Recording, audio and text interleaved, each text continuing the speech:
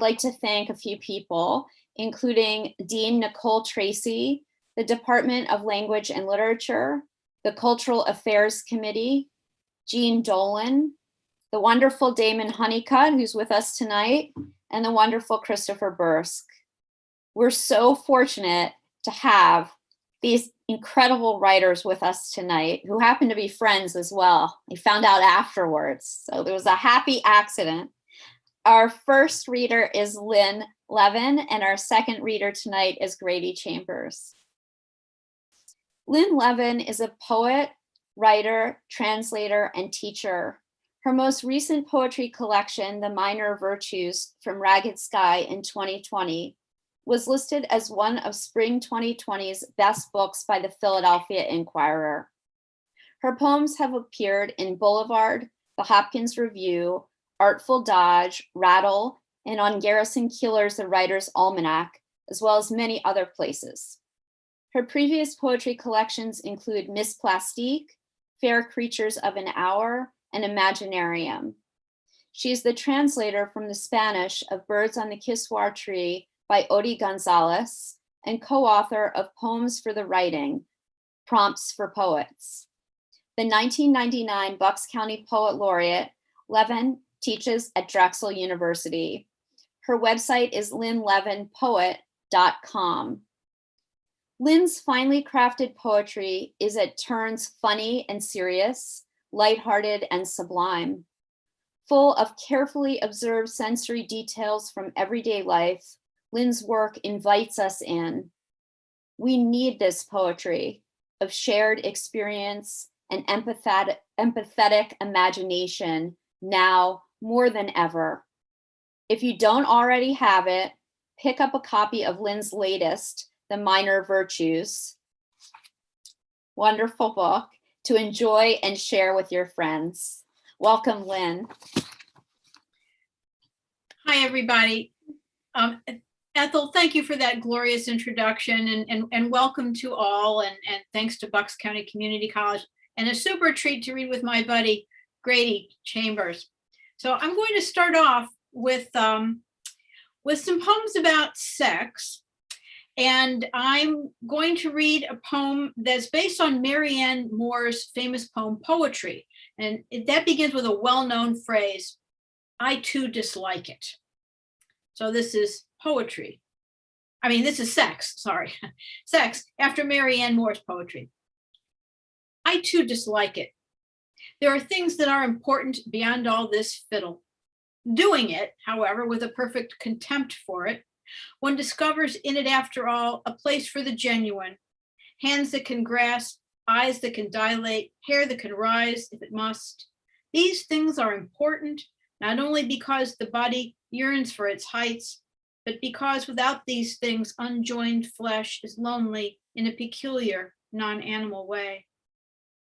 In the meantime, if you demand on the one hand, the raw material of sex in all its rawness, and that which is on the other hand, genuine, tender, and kind, then you are interested in sex. Now, staying with the sex theme, I have some poems about Lilith. And Lilith was a non-biblical figure said to be the first wife of Adam. She has her roots in ancient Mesopotamian myth, and then she found her way into rabbinic legend. Now, Adam and Lilith, before Eve came along, Adam and Lilith had a rocky relationship, and Lilith was too assertive for Adam, both in bed and in other places, and they fought about who should be on top in bed and things like this. So they divorced, and then she roamed around the universe as an evil night demon, causing all sorts of mayhem. Now, I feel that Lilith has had a bad rap due to misogynistic attitudes. So I and others do seek to rescue her and show her respect. So I'm going to start off with a limerick called Lilith and Adam. Lilith refused to lie below Adam in their bungalow. At last she fled their frustrating bed and for better or worse flew solo. Now, Lilith Lilith is lonely now. She's divorced from Adam. So this is Lilith tries online dating. Well past the first blush of feminine decline, centuries passed, in fact, yet looking only 62, retired from the night shift and thirsting for comfort, consolation, Lilith considers the possibility of long-term companionship. She yearns to be half of an old couple, to live with a man tolerating his habits with an annoyance close to affection, trusting that he will endure her with similar warmth. Incessant as the ocean waves, this need laps at her feet. For pity's sake, her latest crop of girlfriends has died or gone to Florida. The road ahead blurs. Arthritis rusts her gears. Worst of all, those pratfalls into the pool of forgetfulness and the attempts to laugh them off. So Lilith does what other single women do. She signs up for an online dating service, a Jewish one. An odd choice for one to whom the tradition has been cruel, maligning her as the witch of midnight sex. But the great chain of Jewish being means something to Lilith. She is stubborn that way, even though she knows that there are many fine Gentiles out there, and everyone is mixing nowadays. She uploads a fairly recent photo of herself, lists herself as divorced, no children, lies about her age, posts a profile that makes no mention of her lusty past, no clue that her fountain has run dry. Soon, the flirts, the looks, the messages pour in. Hope begins to peck its way out of its tough shell. She feels like a woman again. And this is how it unfolds. First date, coffee, during which the fellow goes on about himself. Second date, pizza. Here, various warning lights flash on the get to know you dashboard, but these Lilith chooses to ignore. Third date, dinner, following which the guy requests sex or a timeline for saying, I'm a guy, Steve or Jeff says, his denim bumping up against her. But as soon as she tells Steve or Jeff that she doesn't want to rush, it's goodbye and good luck.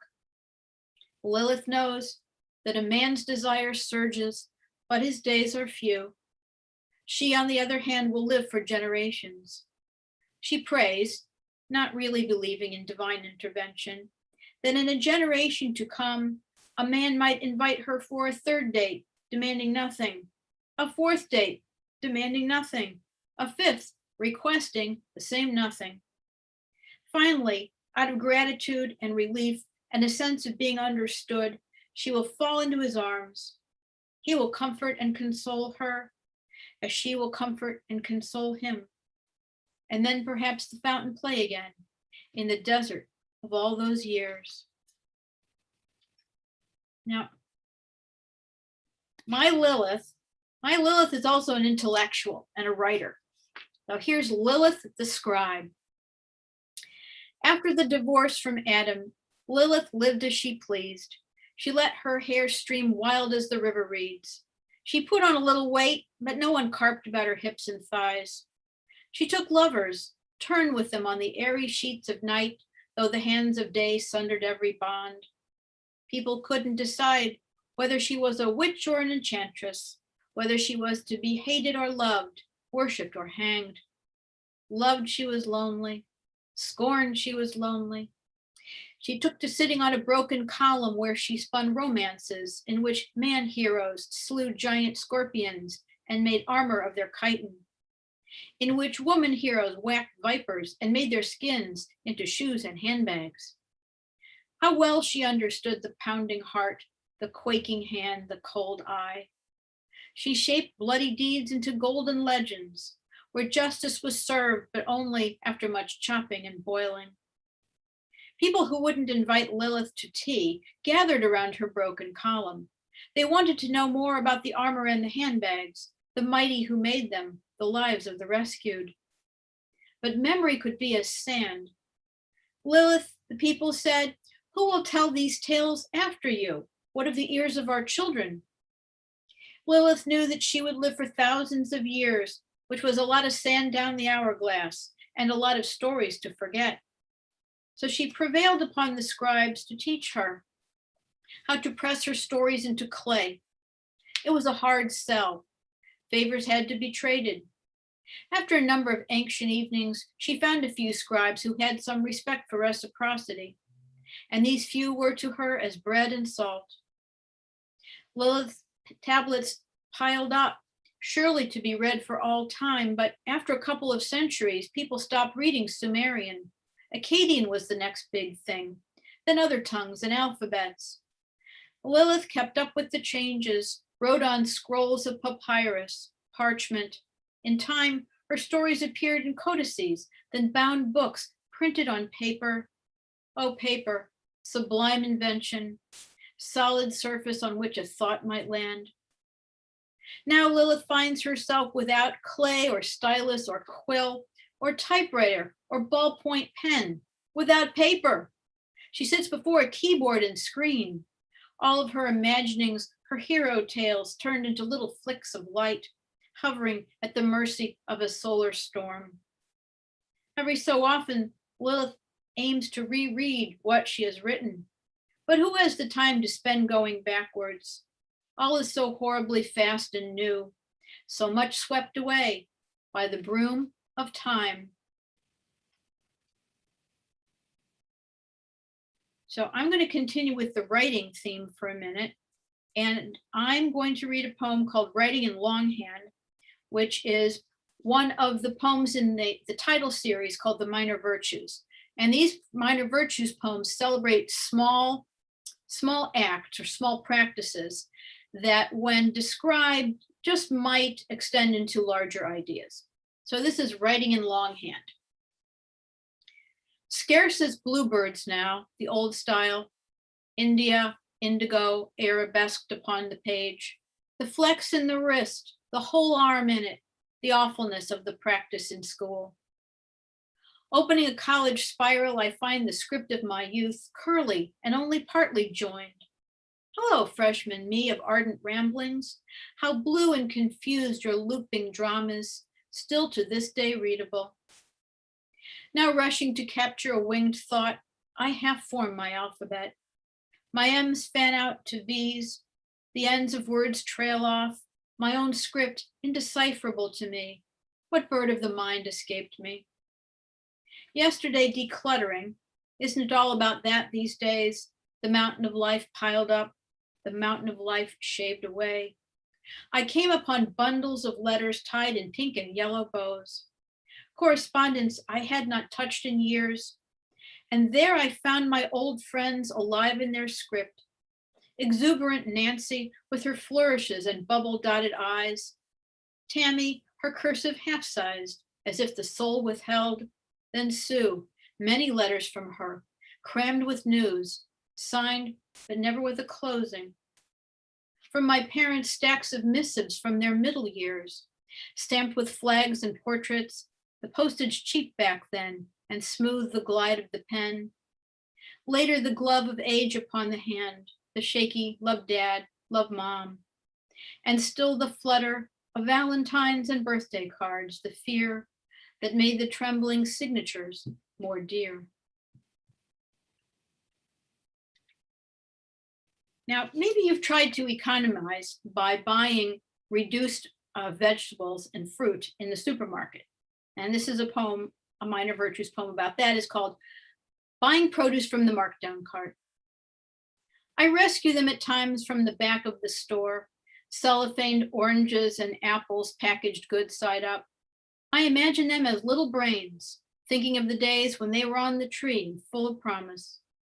Mostly I leave the rusty beans, blotched pears to the gleaners, calling to mind my days as a gleaner at Dominic's and Star. When I approach with furtive hunch, the scratched and bruised, bought them with my meager pay. What a bounty of salads and pies they made me who saved them from the heap. More than anything, I hate waste, and yet how much of my own life have I let go unused? Staying organized. Lest your home become a midden, zone everything you own, or go mad in search of your lost keys or hat. As for finding your niche in life or staying there, good luck with that. Should the moment tempt you to be various when putting back the hammer or the glue, be rigid, Stick to your system. Disorder will take over soon enough, and dust return to dust.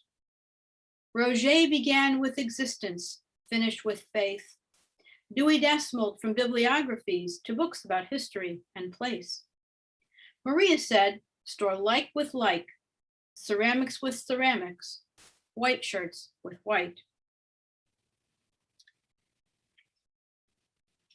And this is fixing broken things.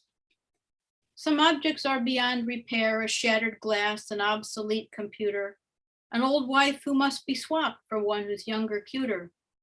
A home exploded by a storm, a busted reputation, a banged up auto only good for scrap, a kidney damaged senior cat. Think then of things not completely lost, though by gravity and clumsiness attacked. Consider kintsugi, the Japanese art of piecing back, broken bowls with golden glue, the shining mends, the imperfections honored, the damaged, the storied, treasured just as much as new or even more. Witness the prodigal redeemed after his many falls, the tales you don't want to hear, though he's rebuilt clean and sober now, and stronger at the seams, for all you know. So I'm going to switch gears again to a poem that I'm very proud that Garrison Keillor read on Writer's Almanac. This is called Song of My Cell Phone. And it does allude to Song of Myself by Walt Whitman, and it has a little Ginsberg in there and various other allusions. Song of My Cell Phone. I've seen the best minds of my generation clunking into buildings and strolling into traffic, wandering the streets, looking for an angry fix. More likes, more followers, better looking faces on the dating apps. Called away? I'm always called away. Whatever is not in my presence, more filled with hope and promise than what is in my presence. Guilty, I have lain with my beloved, unable to resist the beep and bring, the breaking news, the time and temperature. In which destructive element should I immerse? There are so many destructive elements.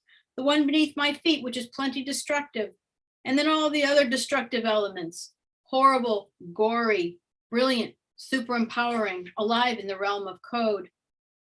Who today memorizes a phone number, reads a map, or calculates a tip in their head? I have lost those skills because my smartphone has made me a moron.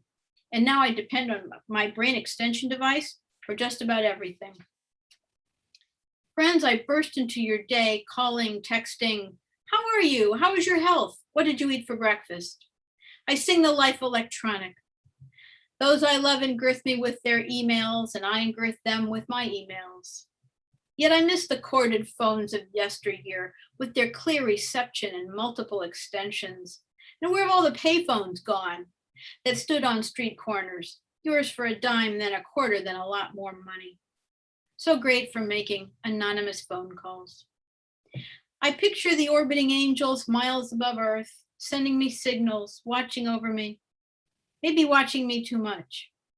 Oh, phone, what is the soul but this eternal life in the cloud from which nothing vanishes?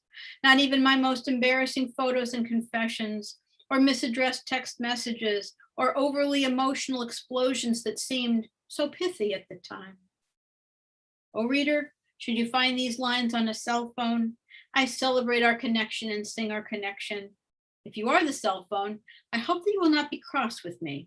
Or if you are, forgive me with all your speed. So my book, The Minor Virtues, is available at the Doylestown Bookshop and on Amazon.com. And speaking of Amazon, I was in the Ecuadorian Amazon and I saw a butterfly, my favorite butterfly, the morpho. This is a particular kind of morpho. And so I will conclude with a rondel, a certain kind of formal poem called Amorpho Menelaus. I thought my life would be complete if I found a morpho in the wild. I hatched my dream when as a child, I learned of butterflies that beat their blue wings in the jungle heat. It would take years and many miles to try to make my life complete by finding a morpho in the wild. On the Napo River, a fleet iridescence passed before my eyes. Its azure foil a patch of sky, almost low enough to reach. I thought my life would be complete. Thank you. Thank you for listening. Thank you, Lynn. That was amazing. I'm so glad that this reading is being recorded and that this will live on. We were talking about that beforehand, that that's one silver lining in our situation here, is that the reading isn't just here and gone, but that people can come back to it, listen to it again, watch it again. So thank you so much. Grady Chambers is the author of North American Stadiums, Milkweed Editions. Another gorgeous book. They're both physically gorgeous as well as beautiful inside. The winner of the inaugural Max Ritko Poetry Prize. Recent poems by Grady have appeared in the Paris Review, Boat, 32 Poems, the American Poetry Review, The Sun, and elsewhere. Grady is a former Wallace Stegner Fellow, and he lives in Philadelphia. He served as the final judge of this year's Bucks County Poet Laureate competition, for which we are very grateful. Grady's poems are filled with light and movement, while also probing the thornier, hidden places of personal experience, memory, and history. The places we travel to with Grady are both uncannily familiar and rendered new, thanks to his lyric precision and masterful storytelling. If you haven't picked up North American Stadiums, you'll want to do that, and you'll want to come home to it again and again. Welcome, Grady. Thanks so much, Ethel. Thanks for that wonderful introduction. And thanks to everybody for joining us tonight, albeit virtually. But it's really, really great to be here, and just extra special to get to read with Lynn. I love her poems, and she and I actually became friends when we were both working at Drexel. So it's been wonderful to share work and develop a friendship. So I'm going to begin with reading some poems from North American Stadiums. I live in Philadelphia, but I grew up in Chicago, and many of the poems in the book are set in Chicago or the more general Midwest landscape, and tell stories of those places and people that I grew up with.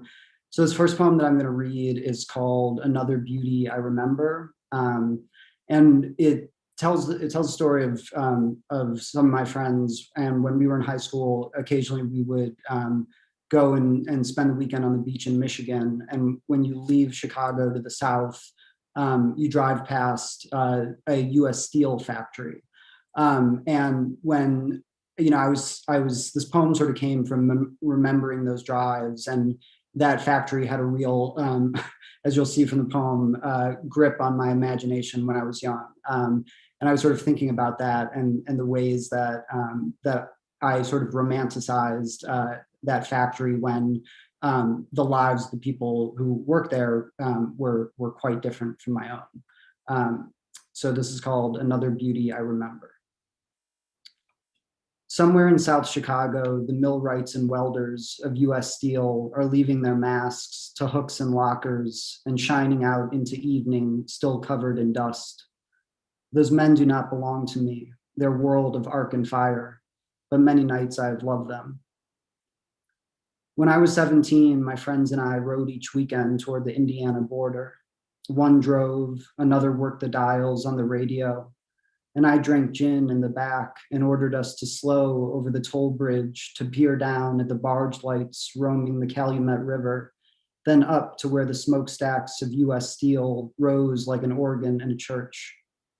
Gin, fire, the workers coming off their shifts, light lighting up the metal dust spread along their shoulders, like the men had all walked through plate glass windows. Their dust does not belong to me, but many nights I've loved them. They do not live where I was born, north of the mammoth glass residences of the Gold Coast, where the worst news was soon mended. A neighbor girl's bone broken in a fall, a garage fire sullying the air over Broadway and Balmoral. I did not know their sons. The Burns, the Walshes, the Manseckis of Bridgeport and Fuller Park, the Green Parade and the Green River and the pride of the Irish. Laughter, bright balloons over cracked asphalt, yellow hair and sunlight, all the families singing songs of another country. I keep taking the long road back to that summer because the image won't leave me. Weekend evenings, gin and driving south, smoke blasting from the factory stacks, the men glancing up at the flash of our passing. We were going to spend all night drinking on an Indiana beach. Dust had settled like fragments of a hand grenade, like silver wings across the backs of the men. We were going to tell each other what was beautiful. The dark water was beautiful, the fire drowning the air with smoke, our voices drowned by the sound. I stood at the edge of the water where the coastline stretched from my left and curved enough north that the stitch of factory lights looked like they were shining from the far side of the lake. We burned traces into the air with the burning tips of sticks poked into the heart of fire. We all said the sky was beautiful, our bodies light against the water. Somewhere in South Chicago, the millwrights and welders of US Steel are leaving their masks to hooks and they are going home. What did I know then? What did I know of the beauty of the men? Driving past, I watched just long enough to see them stepping out of their shifts, believing them angelic, knowing not a thing about their lives. Each of them, perhaps, seeing what I saw. Light coming off the backs of the others as they drifted into the lot, but knowing the light I saw was dust, not wings, and knowing to call it dust, calling it dust.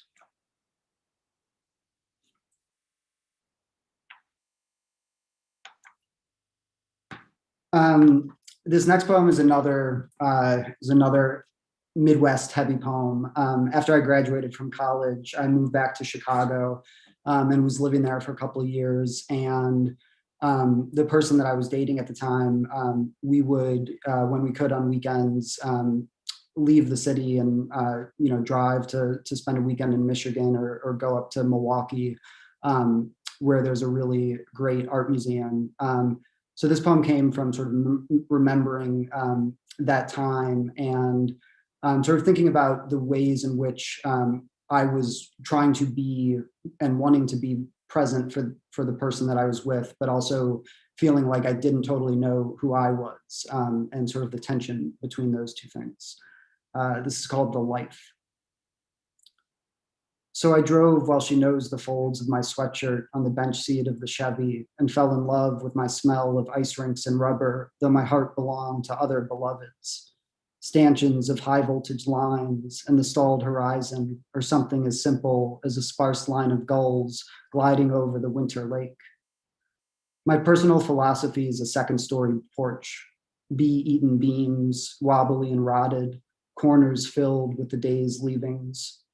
I liked Bach for a time, and she my soft hands, and I her sun-bleached Cleveland beginnings. But the sepia pictures and not the life, how their color reminded me of old photos of ball players from the early 20th century. And I liked more the skateboarder clearing leaves from the avenue's cluttered gutters and the street psychic stating the obvious. It's November and we could all use some luck. So we hit Milwaukee, and why not? The art museum was startling, church wood and folk art and the cracked expanse of lake ice through the windows. So she liked my mind, her kind eyelashes, and bulldozed my back as I fumbled to say something pretty to bridge the distance. And we bowled in a basement alley, and we got loaded and sober and saw the wind carry a leaf like a hand, stem down, brown palm open, and twirling like a waiter carrying a tray brimming with champagne flutes. It would take us to Detroit, Chicago, the spread Midwest, the sun setting where it always does, Iowa before winter's end, where we felt the cold come down through the hours to a moment fluttered open like a shuffled deck, tail lights on the highway in pattern brigade, smoke bolstered through idling pipes, her wondering who I loved, the horseshoe shadow of my arms proclaiming this, all this.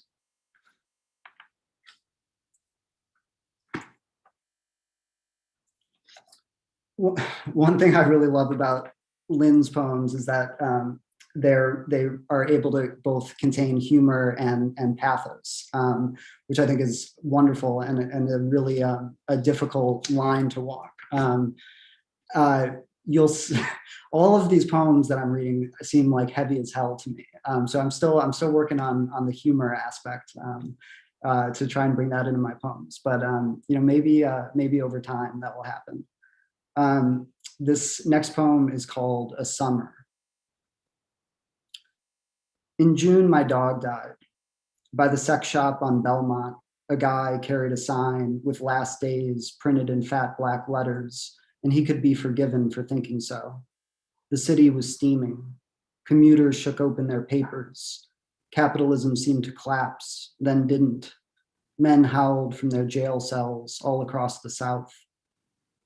I wanted to feel real grief, and did, the way my mother lifted the dead dog off the vet's metal slab, then held it to her chest as if it were a child and merely sleeping. But driving home, she showed me the first house she lived in with my father. That night we cried, lit a candle, drank cold white wine on the dark back porch. What I mean is, it felt good to sit there. It felt like I could feel time open outward like a swimmer opens water. In July, an ex-girlfriend called about a jacket she'd never given back. We made plans. By August, I'd forgotten the sign, but remembered the man standing under the flat sky, diminished, the gray traffic passing behind him. The heat broke. August kept on going. I drove my mother to the shore, scattered the dog's ashes, dove in. We'll do a quick time check here. Okay.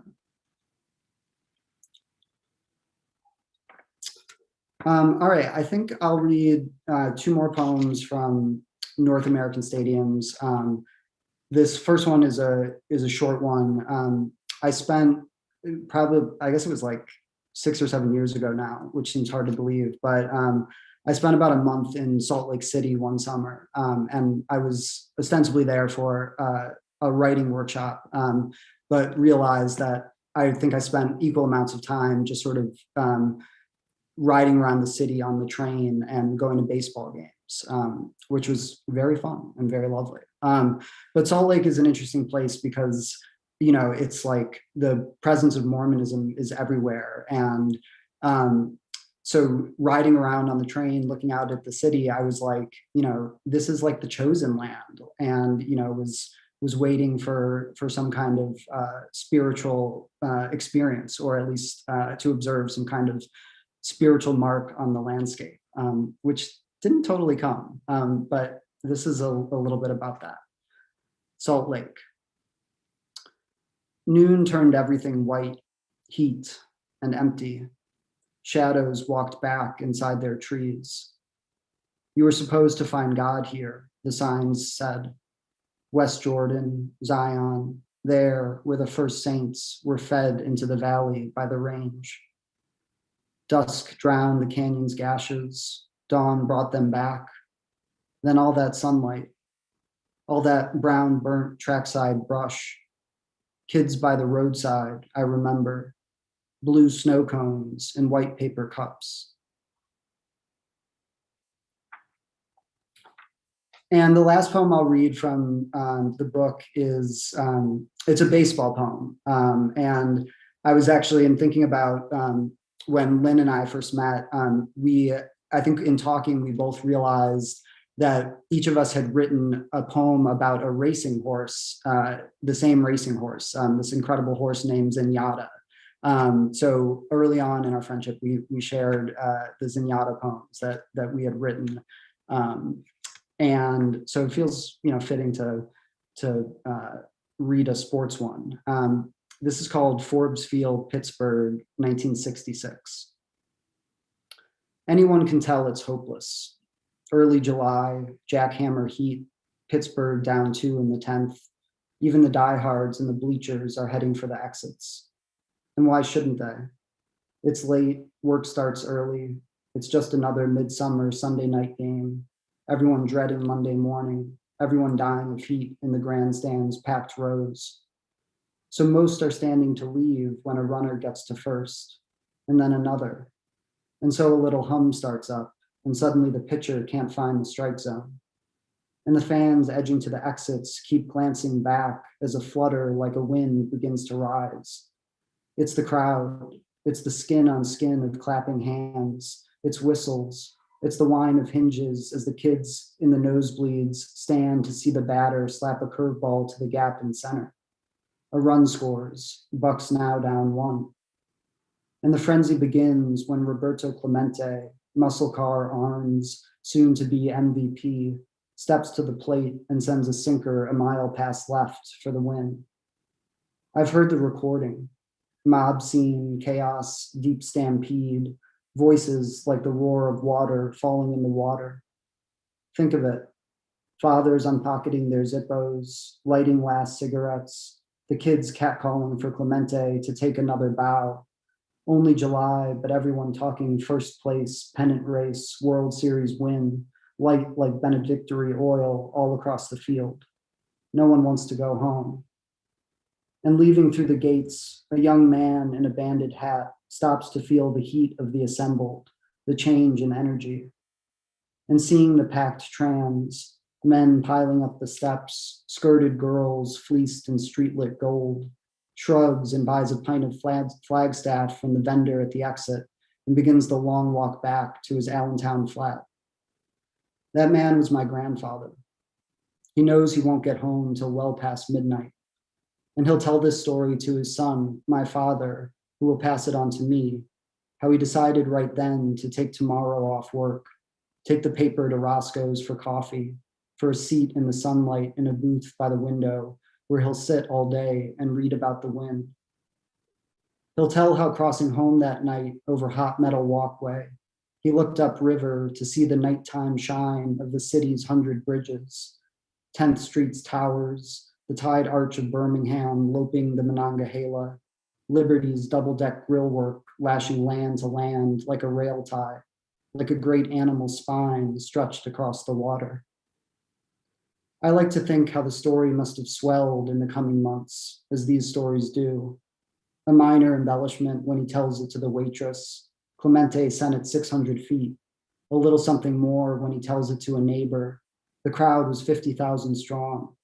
The story tripped into myth by the time it finds the welders at Jones and Laughlin. The odds now impossible, the heat like a steel mill, how the heart of the ball tore off its cover and its flight across the wall. But here are the facts. 2 weeks from that night, he'll meet my grandmother. By November, they'll be married. Pittsburgh will slip to third in the last week of the season and lose out on the pennant.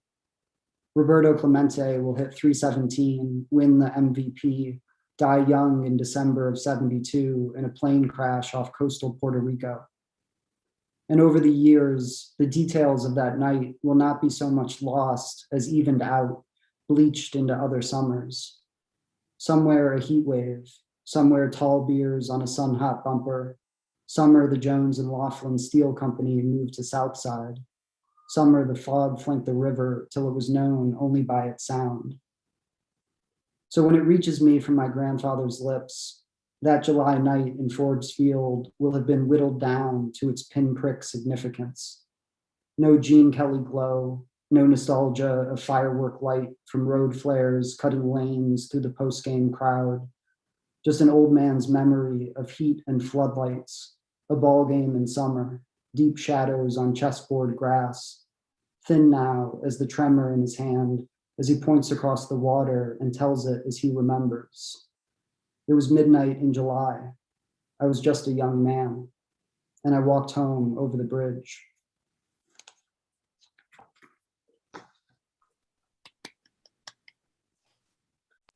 So I'm going to read a few poems from the manuscript that I've been working on and sort of recently finished up. But the book in general tells the story of a relationship and the eventual dissolution of that relationship. So that's sort of the general context for all the poems. This first one is called Blue Eraser. There was the day we began by drinking Hawaiian punch and vodka. And there was the room we slept in that felt like a womb. And the summer afternoon, she brought a dish of cold water to the hurt bird, huddled in the shadows in the yard. I touched the blue eraser on my desk, so familiar that each day it grows more invisible. This story you'll have heard many times before. It was June, then it was December. First we lived together, then we lived alone. I thought this morning about those first cold weeks. Brooklyn in February, leaving for Philadelphia, getting on the highway at 9 p.m., driving toward our home late at night, squinting into the dark, the road before us slowly being covered in snow. So a couple of years ago, my girlfriend at the time, who is a heavy presence in all these poems, we took a trip to Montreal for the weekend, and the weather was super beautiful. So we just spent the whole weekend sort of walking around the city and talking. So this poem tries to capture some of that experience and some of that conversation. It's called Bottlefly. Pay attention, she said. It was bright. Wind blew dust into my eyes. Were people walking alone or with a lover? If two couples approached each other on the sidewalk, who made way first? The foreign city, heat and retching, the insistence of the lilacs, the line cooks touching each other on the shoulder as they maneuvered while they worked. Let's never be like that, we used to say about the couples around us eating in silence. I never understood my friends when they were 17, who said what they wanted in life was just a husband and a child. She had stopped on the sidewalk to touch a flower she did not take. I never wanted that for certain. I think they thought to have those things meant that they'd have love. What happened? I walked through supermarket aisles, muttering bonjour, bonjour. I tried on raincoats. I glimpsed her bare feet slip out from her flats in the gap between the dressing room curtain and the floor. Each evening, we started on the couch and ended tangled in the same single sheet. 5 years had passed. Imagining the pain of being a mother, she said, you watch your child grow away from you. That is the unwinding, life becoming maintenance instead of possibility. She was turning over a decision that had not yet been made. Talk rap sounding from the speakers through open storefronts, the glow from streetlights in the evening in the trees, almost sunlight. An earth mover stopped at a traffic light, was rolling imperceptibly forward. What are you thinking about? I asked her. It was quiet and visceral. A black hole swallowed a star. Silverware flashed in the hands of the diners. I'm really just watching, she said, and rested the tip of a single finger of her left hand against the glass in greeting to one little bottlefly resting on the window's other side.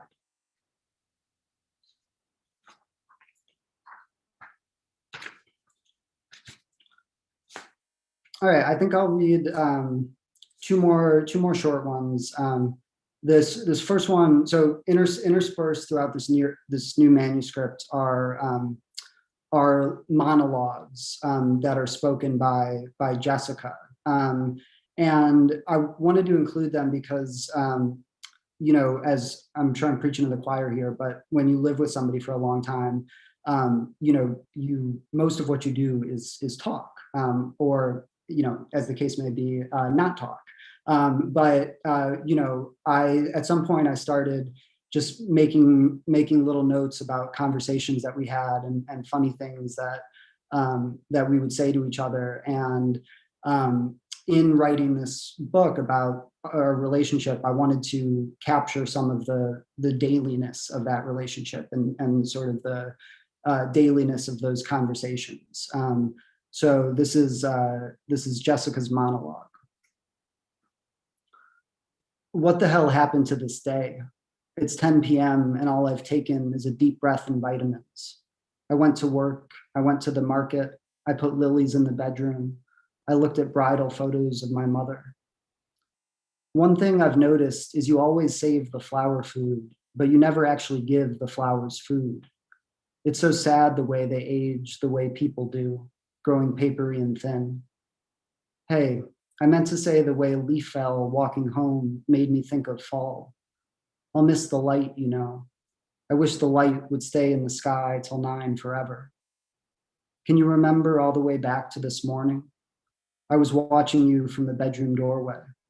Will was sitting on your lap. That was my first thought today. All my loves, here at last.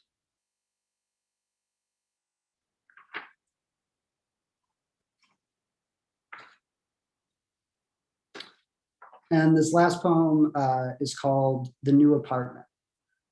Thanks so much for having me. It's been a real pleasure to read with Lynn. The New Apartment. Clear morning, arriving early. The movers called to say the truck broke down. We had time to kill. The kitchen's unfilled drawers, the burgundy tiles grouped in diamonds on the bathroom walls. How gently we stepped through the quiet, empty rooms, as though we'd been handed a present to admire that was meant for someone else.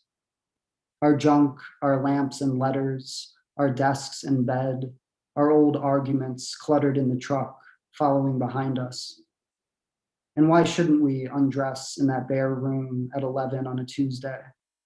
Why shouldn't we be slow with each other in the dusty emptiness, the sunny floorboards warm beneath our skin, everything that belonged to us not yet there? Thank you. So beautiful. Thank you, Grady. And thanks again to both of you, to Lynn and Grady, for, I knew it would be a wonderful reading, and it was even more wonderful than I could have imagined. What a great pairing, and you both read so powerfully. So I thought we would try something a little bit new tonight that we've done maybe sporadically over the years in the series, but I thought I would bring it back for now, which is to do a little bit of Q&A. Not to fatigue you, but just for a few minutes. And I have some questions from students that students sent me this week after reading your work, both of your work. And some may apply more to one or the other of you, but we'll just take them as they come. And so the first question that I have is, can you comment, either of you, on the time frame of writing and assembling the book that you read from tonight, or the books? You know, what is that process like for you?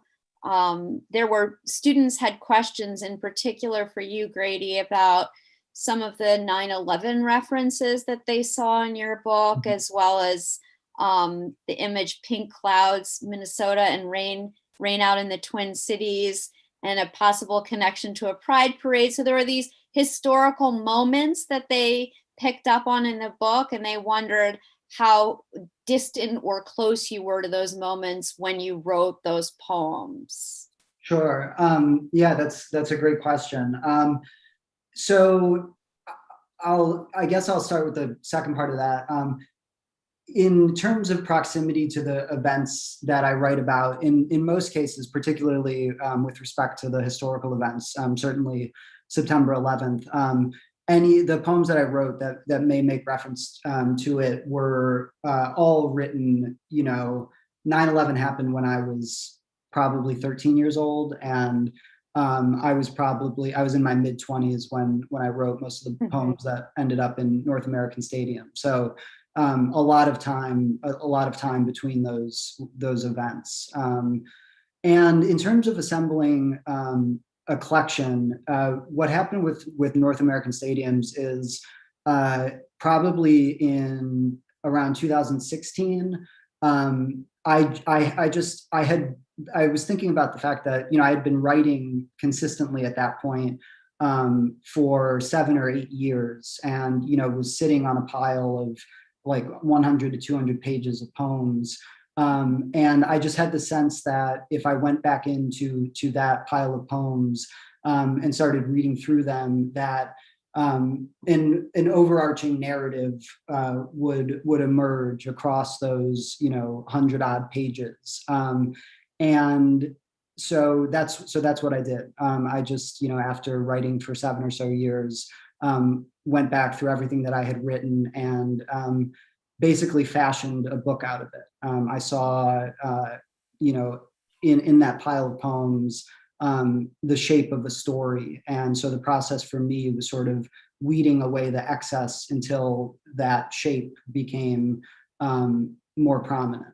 And that makes sense. Yeah, thank you so much. Lynn, is there a kind of typical gestation period for your books, or does it vary? I would say that it varies, because there are certain poems that I maybe wrote 20 years ago that couldn't be placed in any of the other collections, so I saved them.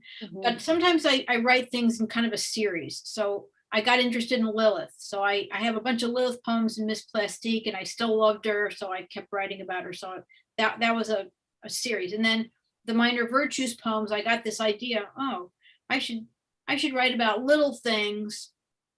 And so then I wrote, probably over the space of maybe 5 years or fewer, the Minor Virtues poems. So I'm kind of erratic when it comes to that. But the closest I could say to any kind of organized behavior on my part as a writer is that in terms of poems, I will do something in a series.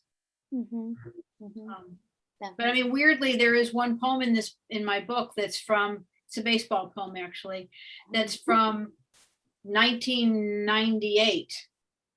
And then everything else is significantly more recent. Yeah, it seems like sometimes we misunderstand when we're reading a book. We can think that everything was written yesterday, and we find it confusing if it wasn't. But what you're both saying is that actually things hop back in. Some things were written yesterday, some things were written many years ago. And it generally takes a long period of time. Yeah, absolutely. And in my, that's always an interesting thing. Like for me, there are poems that I've written very recently that feel to me like I could have easily put them into North American stadiums and they would have fit right in the world of that book. But despite writing them recently, I've chosen not to include them in the most recent manuscript because I feel like they don't belong in the world of that book. So so that, just an odd thing about trying to compile a collection. Yeah. This one I think is really probably relevant for both of you, but students wanted to know, to what extent do you view your work as a reflection of the everyday, the here and now, and to what extent do you think of it as having a longer reach, perhaps even an eternal reach? I mean, both of you are writing a lot of poems that are located in the here and now, even if the here and now was 9/11 many years ago. There's a particular date and time and moment for the poems, or there are references that are very now. So can you comment on that juxtaposition or that kind of dynamic in your poems at all? Well, you want to go first, Grady? I will try to go first.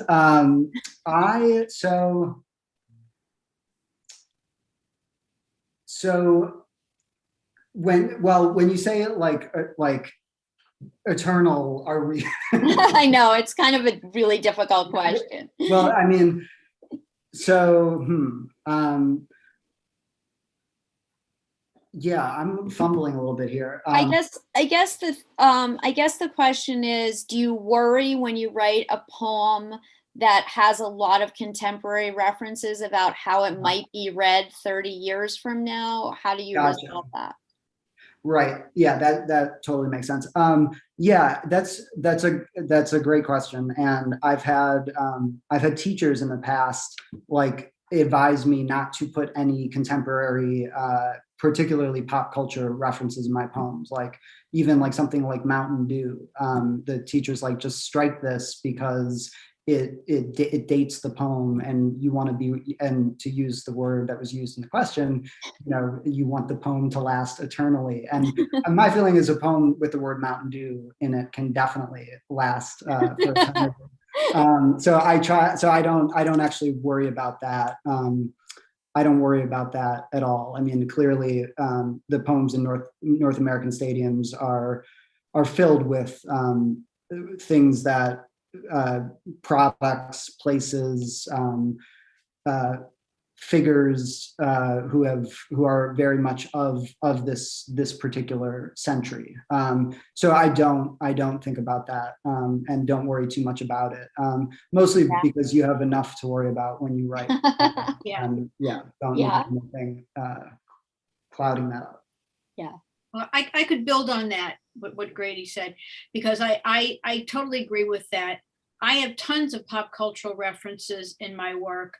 And I think that it's almost like arrogant to think, oh yes, this is for the ages. I'm going to have only flowers and clouds and a road and a river, and someone 200 years from now is totally going to understand that poem.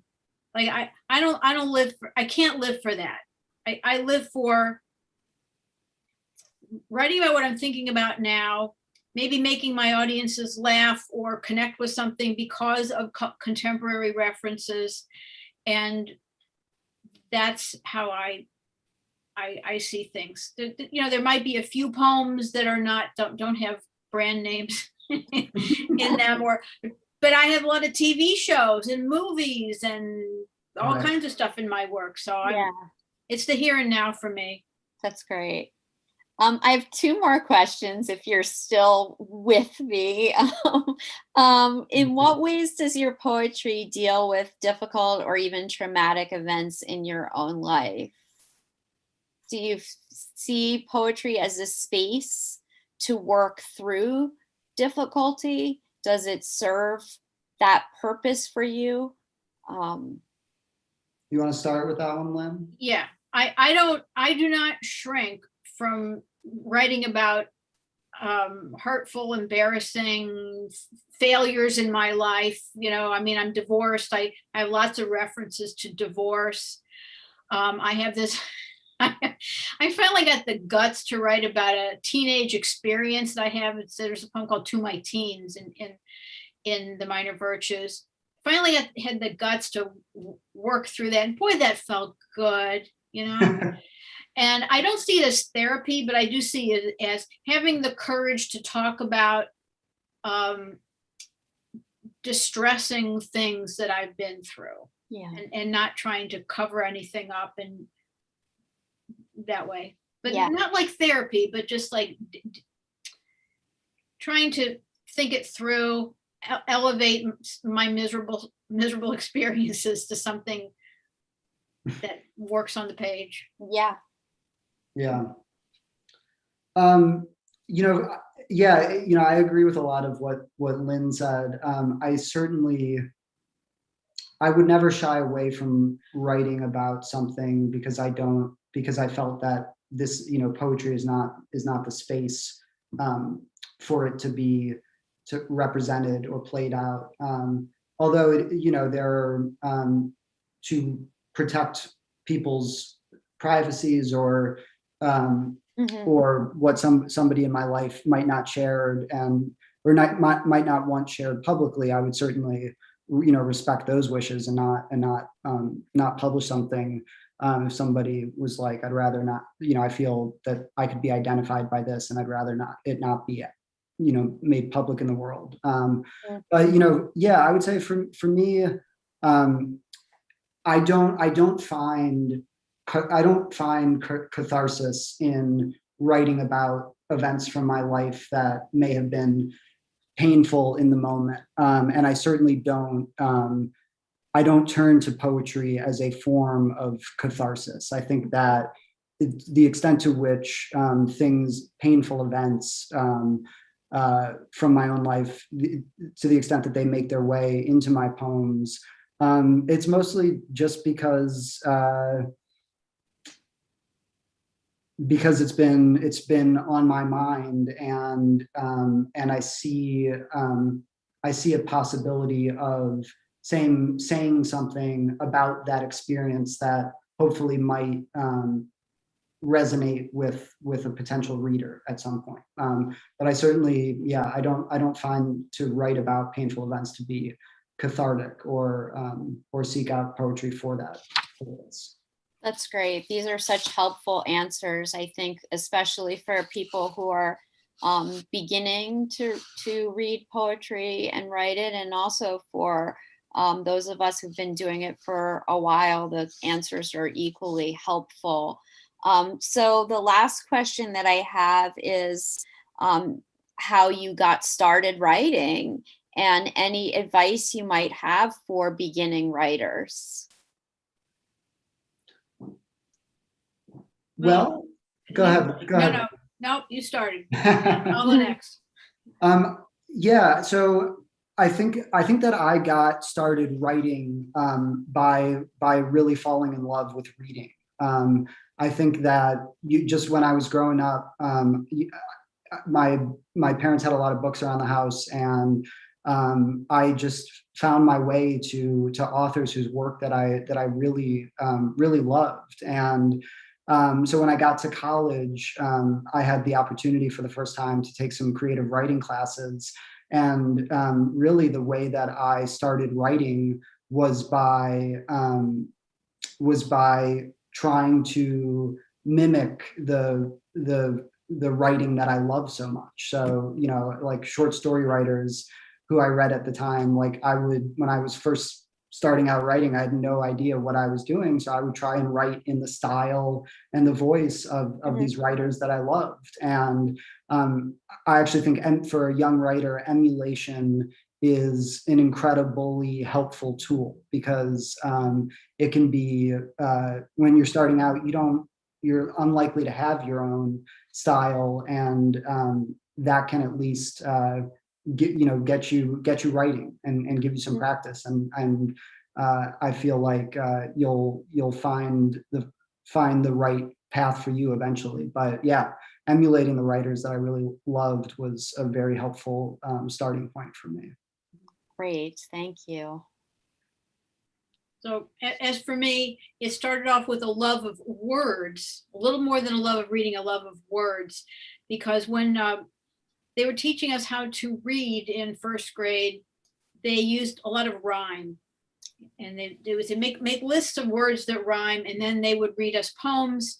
And I went to very kind of progressive elementary school in St. Louis, and they encouraged us to write poems, and they'd put your poems in the school literary magazine and on the blackboard and stuff, and I just relished this. And I got encouragement from teachers, and my aunt was she's quite a prominent children's poet, and she brought me some kind of book about children's poems, a big golden treasury of children's poems, and which I still have. It's sort of all worn out, but I still have it. And I just loved. There were a lot of them that were funny, some of them were a little spooky. And I just liked imitating, as Grady said, imitating what you love. And things just kind of grew out of that. And I got encouragement through high school. And then in college, creative writing was not only was it not emphasized, but I remember my advisor making some yucky face when I said I wanted to take a creative writing class, because it was all about literature, but not the creative writing part. So, but I got over that eventually. Yeah. That's good. I'm thinking that this is a kind of a plug for our creative writing classes at Bucks. Thank you for that. That, I do think a lot of people shy away from it because they think, it might not be worthwhile. And, if finances are tough, it might be tough to justify, taking a creative writing class, which is understandable. But it's a great opportunity if you're so inclined, right, to jump in and do that. And as you've both said, just reading, whether it's in the context of school or just reading on your own, right, for the rest of your life. So thank you so much. This has been really helpful, and just such a great evening with both of you. And thank you all for joining us tonight, for tuning in. Please join us again this spring on Friday, April 16th at the same time, 7:30 p.m., again on the Bucks YouTube channel. We'll be joined by Cleveland Wall and Maggie Smith. So that should be another great evening, and be well until next time. Good night.